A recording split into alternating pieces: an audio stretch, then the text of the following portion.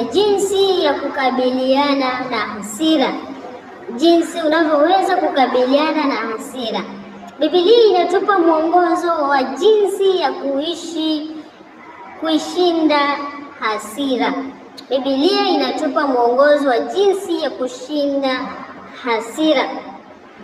Unaambiwa kuwa mwepesi wa kukasirika na mzito wa kukasirika.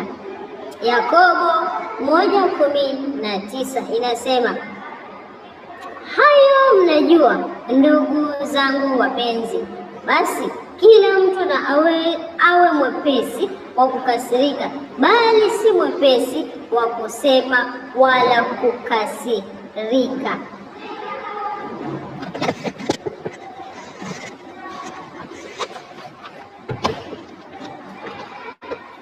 Kitabu cha Yakobo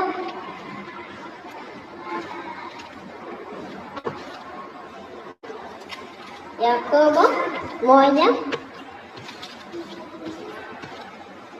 kitabu cha Yakobo 1:19. Yakobo 1:19 na 20 nasema,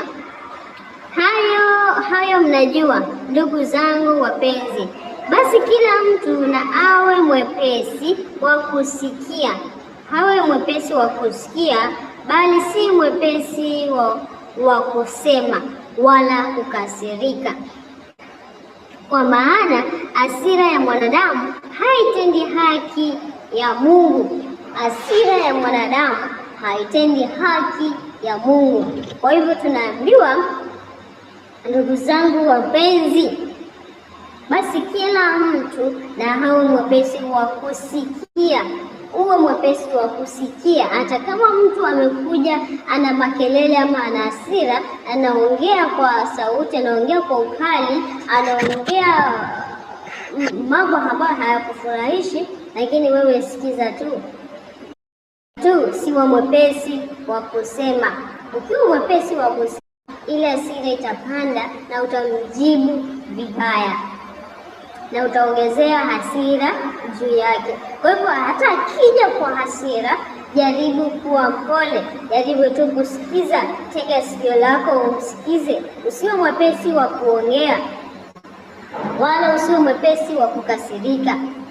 Hata akija na hasira, wewe jifanye hata haumwelewi na ujiambie tu moyoni mwako, hii ni hasira tu inampelekea. Hasira yake ikiisha atanielewa. Lakini usimjibu kwa hasira na usiwe ni mwepesi wa kusema. Kusamehe. Mtu wa hasira, tujifunze kusamehe. Badala ya kuweka kinyongo, tunahitaji kuwahimizwa kusema kama Kristo alivyosamehe.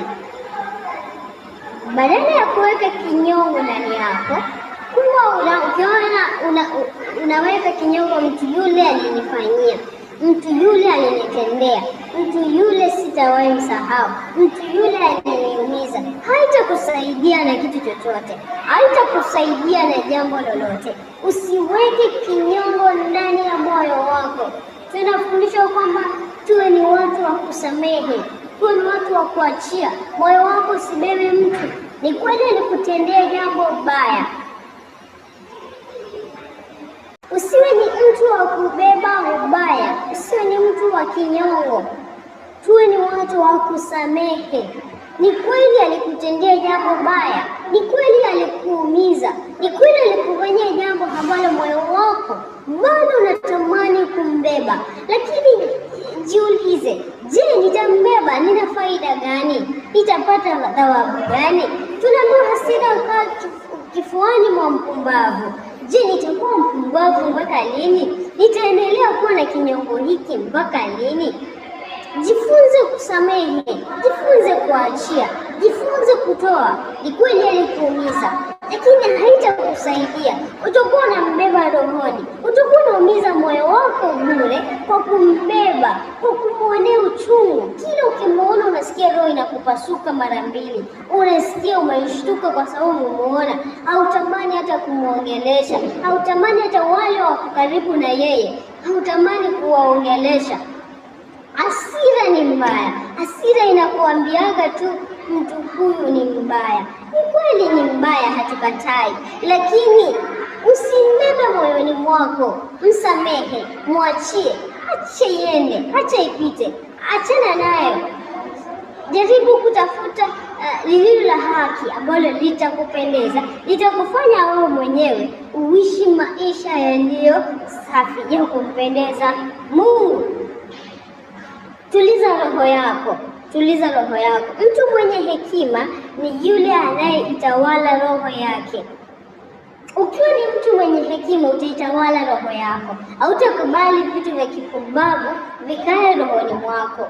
Ni kweli alikutendea jambo alilokutendea, ni kweli alikuumiza kiwango ambacho wewe mwenyewe unakuwa ni mtu una uchungu kweli, lakini moyo wako ulinde. Tuliza moyo wako, usiruhusu kitu chochote kiovu kikae ndani ya moyo wako.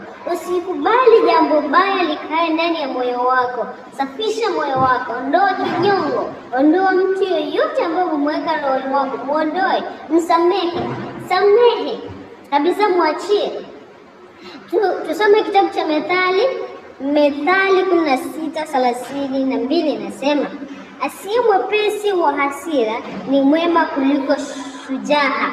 Asiye mwepesi wa hasira ni mwema kuliko shujaa. Imagine shujaa.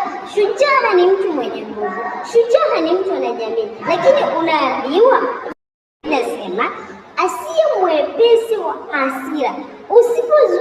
Kama wewe si mwepesi wa hasira, imagine wewe ni mwema kuliko shujaa. Imagine na mtu aitawalae roho yake kuliko mtu atekae mji.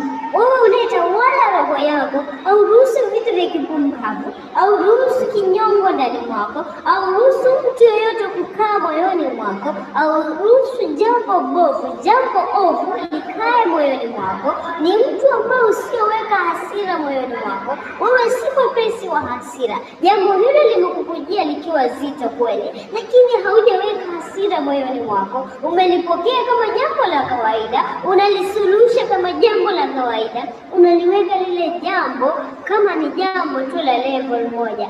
Moyo wako unautawala, unaogopa aitawalahe roho yake. Ukitawala roho yako kuliko mtu atekaye mji. Imagine mtu atekaye mji hawezi kukushinda wewe unayetawala roho yako. You can imagine. Yaani mtu ambaye anateka mji mzima. Mtu anateka mji, yeye ako chini yako wewe unayetawala roho yako. Wewe ambao unatawala roho yako ni mkuu. Yaani wewe ndio uko juu ya mtu ambaye anayeteka mji. Kwa hivyo hasira isikufanye upoteze mema mengi kwa Mungu. Hasira isikufanye urudi nyuma. Hasira isikufanye upoteze baraka zako. Hasira isikufanye ukatae kufikia kwenye hatima yako kwa ajili ya neno hasira. Ni kweli tumeambiwa kuna hasira nzuri na kuna hasira mbaya, lakini hasira hiyo usikubali utende dhambi. Usijaze kinyongo ndani ya moyo wako, usijaze hasira ndani ya moyo wako. Usiwe ni mtu wa kulipiza kisasi, usiwe ni mtu wa kulipiza ubaya kwa ubaya.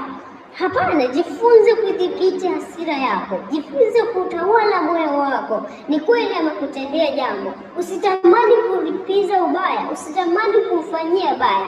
Kuna watu ambao mfano nimekutendea jambo au umenitendea jambo, zote ili nikuumize vile wewe ulivyoniumiza, lakini hiyo itakusaidia na nini? Hiyo itakufaidi na nini? Ni kweli utamuumiza vile wewe alivyokuumiza, lakini haina msaada wowote, haikusaidii na kitu chochote. Mwisho utaumiza moyo wako, mwisho utakuwa unajisikia vibaya ndani ya moyo wako kwa ajili unamtendea mbaya, ambao hiyo hasira ungeidhibiti, hiyo hasira ungeweza kuidhibiti, haingeweza kukuletea madhara yoyote.